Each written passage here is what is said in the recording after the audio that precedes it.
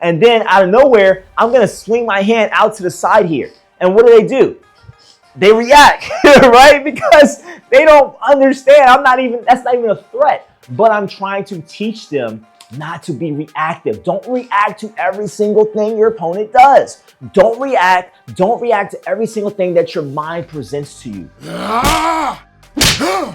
This is the JKD process, where not only do we study Bruce Lee's Jeet Kune Do in person and online, but we also, more importantly, apply Jeet Kune Do philosophy to our lives in order to expose our limiting beliefs and to help us to live a more authentic life, to live as our true selves, because that is really what Jeet Kune Do is all about, is how to express ourselves, okay? I'm your coach, Sifu Rob, and in today's video, in today's lesson, we're going to talk about, what do we do with our mind? This monkey mind that's all over the place, that's jumping around with thoughts and problems and all sorts of things that is interjecting into us all the time. How do we control it? How do we stay focused on our goal as living as our true self? Okay, if you're like me, maybe you've done some mindfulness training, maybe you've done some meditation, some yoga, some prayer, Tai Chi, Qigong, whatever it is that you may have done, or maybe at least you've heard of it, okay? Maybe you guys have not actually done any of those things, okay? But a lot of times in these practices, the intent is to, or maybe you've done personal development and things like that, right? Some coaching and stuff like that, okay? A lot of times the purpose is really to help us to monitor and control what goes on up here. A lot of the ways in which we limit ourselves, we sabotage ourselves, right, is in our minds, in our thinking, okay? If we can get our mind on the right track, then hopefully the rest of us will follow, right? Our body will follow, our actions will follow, our thoughts and feelings will follow, okay? But it's hard to get that mind on the track, right? And, in a lot of traditions, it's called the monkey mind, right? Because it's like a monkey. It's jumping all over the place. It's giving you problems and thoughts and all sorts of things that it wants you to pay attention to, right? It says, pay attention to me. Hey, I'm over here, right? And so what do we do with that, right? What do we do with that? The nature of the mind, the nature of your mind is to always have something to do. It needs a problem to solve. It needs something to chew on all the time, right? So if you're not actively controlling your thoughts, monitoring and injecting, giving things that you want your mind to focus on, if you're not feeding yourself positive affirmations, positive thoughts, things that you intend that's going to help you along your path that you want to go on. If you're not actively doing that, guess what? Your mind's going to do it for you, and it may not feed on something that's good for you, right? It's going to feed on something. It just needs something to chew on, right? And a lot of times our mind creates things that it can chew on. And what are those things that it generally creates?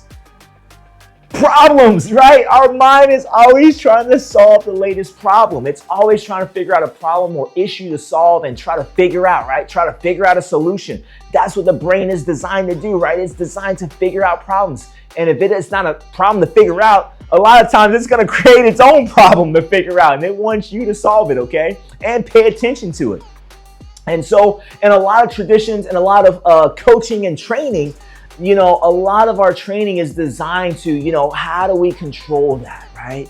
How do we control our mind? And maybe you've done some meditation, right? You've done some meditation. You tried to calm the mind a little bit. You tried to still your thoughts. And, how does that work for you, right? It's very hard to do, okay? It usually takes time for your thoughts to kind of calm down. Your mind's racing and things like that. You may find your most peaceful times are when you first wake up in the morning, but then what do, right? You go check your phone, you look at social media, you start getting emails, phone calls, text messages, and then life just takes us out of the picture altogether. It takes us out of the present moment, right?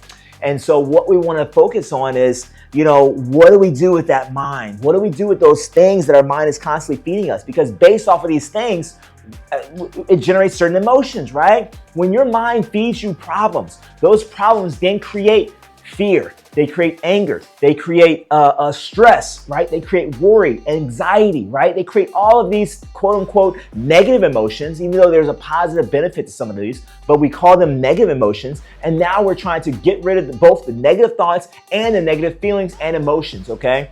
And so I want you guys to think about this from a Jeet Kune Do perspective, right? Because we're all about how do we apply Jeet Kune Do philosophy to our life, okay? Now, I know some of you guys may not be martial artists, you may not be Jeet Kune Do practitioners, but bear with me a little bit here, okay? The thing about Jeet Kune Do is about application.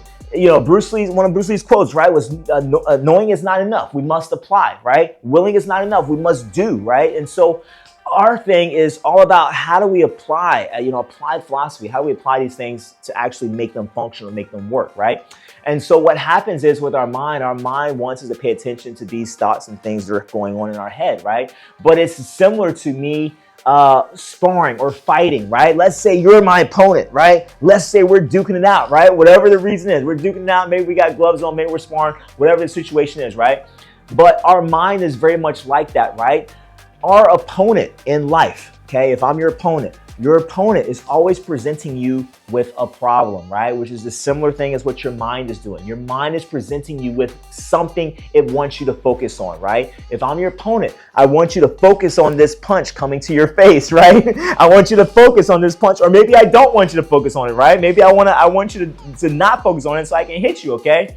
But either way, I want to control your focus in order for me to hit you, right? And so what do? Do you focus on the punch coming to your face, or do you focus on something else, okay?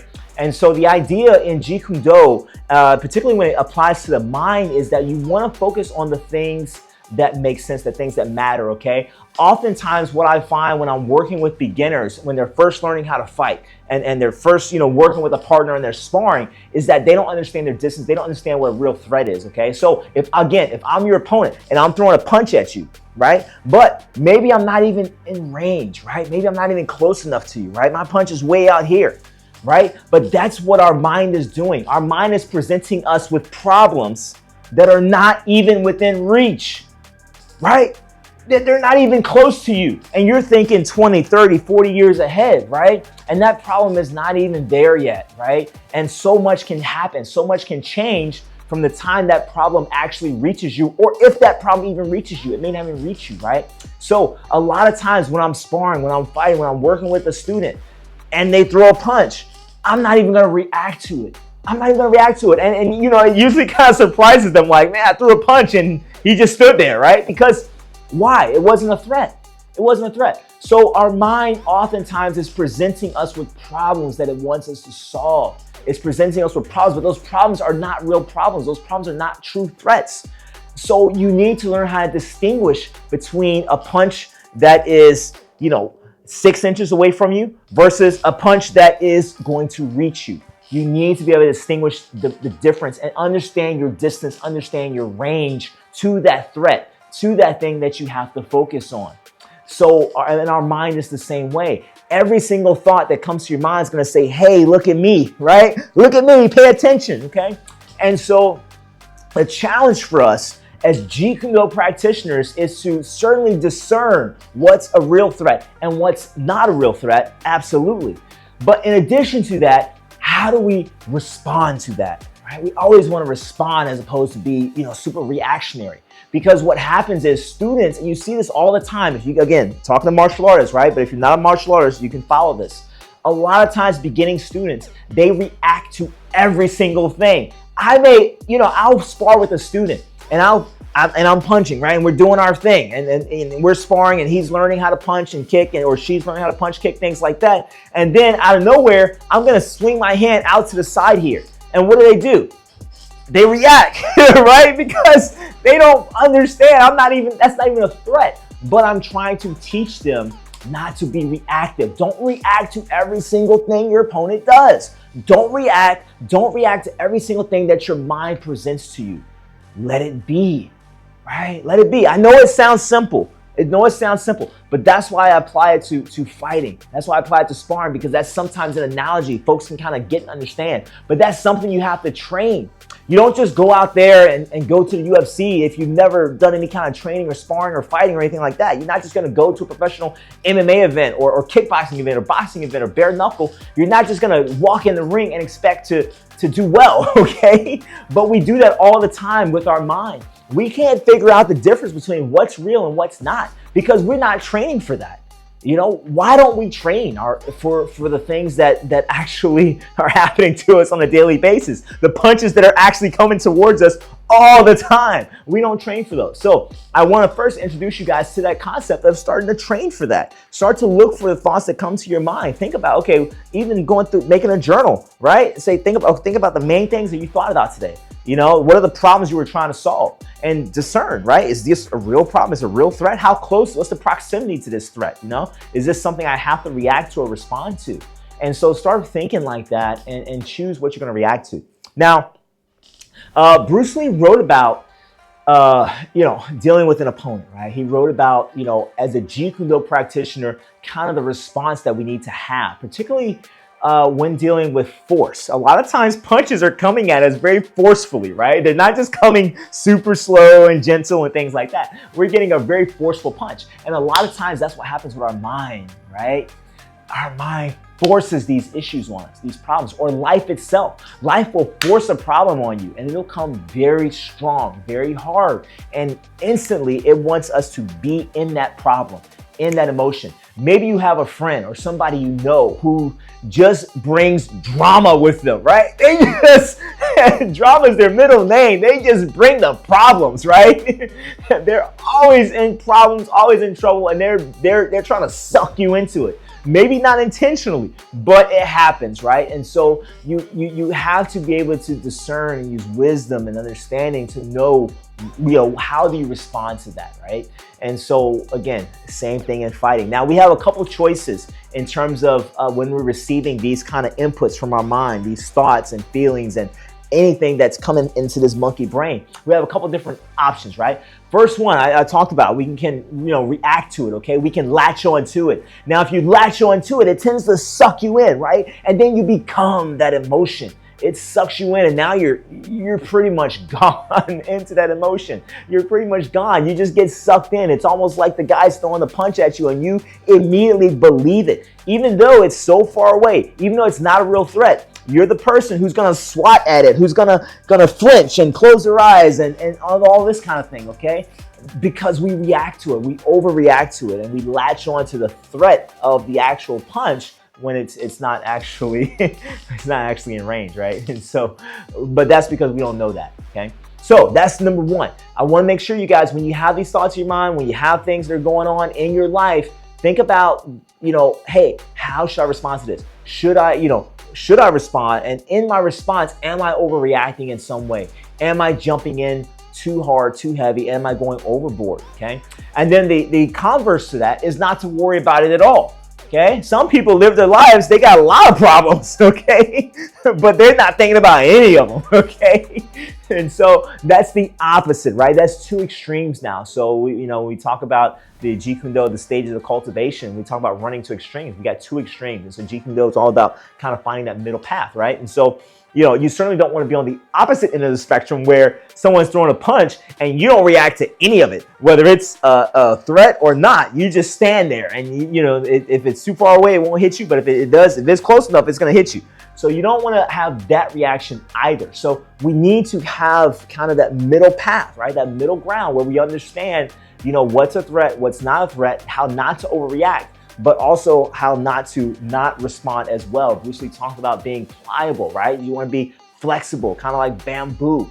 So that's how we want to handle the mind. We want to be like bamboo, let things spring and bounce off and let us respond to it appropriately, but based off of our training, not just based off of reaction. So start training yourself now so that way, again, going back, I know I quote Bruce Lee a lot, but this is the Jeet Kune Do channel, okay? So that's what we're gonna do, all right? Bruce Lee talked about things, it hits all by itself, right? You have to train it, so when you want it, it is there, okay? When you wanna move, you move. When you wanna hit, you hit. And so that's how we have to train our minds. We have to train ourselves. And when things happen, when life happens, when we were faced with challenges or situations or people or drama or you name it, whatever you're going through right now, whatever it is that you're going through right now, you have to train to deal with it. If it's hard, a lot of times it's because we haven't trained for it. Okay, you're not going to go in there and fight for the title if you haven't trained for it, if you haven't worked your way up in the resistance, right? And so we have to train how we fight. And that's kind of Jeet Kune Do's philosophy, when it comes to how to deal with the mind, okay? Again, not an easy subject. And if you watch a lot of mindfulness training and meditation, things like that, maybe you've heard something like this before. I personally have not, okay? Usually I just, we talk about, okay, you need to just meditate more, you need to do more yoga, you need to do more prayer, you got to do more of something. But life doesn't work that way for most of us. We don't have time. I don't have time to sit and meditate for 2 hours a day. I just don't have that kind of time. I don't have time to do yoga and prayer and all this stuff, that long, okay? I need solutions and things that I can work, that I can use, that are practical. And so it's simple. It just comes down to how we train, right? But nobody trains for it. No one trains for it. And so our whole concept, all we're talking about on this channel in terms of Jeet Kune Do philosophy is the same way we train Jeet Kune Do, we need to train for life. Bottom line, that's it, okay? So we're applying the same principles, the same concept, same philosophy, the art, science, philosophy of Jeet Kune Do. We're applying the same principles to living. Simple as that. That easy. That's all we're doing. But Jeet Kune Do, being a martial art, allows us and helps us to deal with resistance. Where in my experience, I've found that a lot of philosophies, a lot of teachings aren't designed to deal with resistance, right? When you're doing yoga, when you're doing meditation, a lot of times you're in a very quiet place, there's not much going on, you're not dealing with a lot of resistance that you deal with in life. No one's throwing a punch at you, right? Okay? But life throws punches at us all the time, and people throw punches at us all the time, and our mind is also throwing punches at us and giving us problems, things it wants us to pay attention to. So I hope this has helped you guys a little bit, just to help, jog your thinking, okay? Think about it a little bit different way. You've been training martial arts for so long, why not apply the same principles in your martial arts to living, to how we deal with problems every day? Because that is the highest value in martial art, okay? It's not about punching and kicking. It's really about how can we be better human beings. And so I hope you guys found value in this. If so, please share. We're trying to grow the channel. We're trying to help more people to hear this message, to be able to apply it to their lives, to hopefully live as their more authentic self, right? To live in their authenticity. And that, again, is what Jeet Kune Do is all about. Again, I'm your coach, Sifu Rob, and we'll see you in the next video.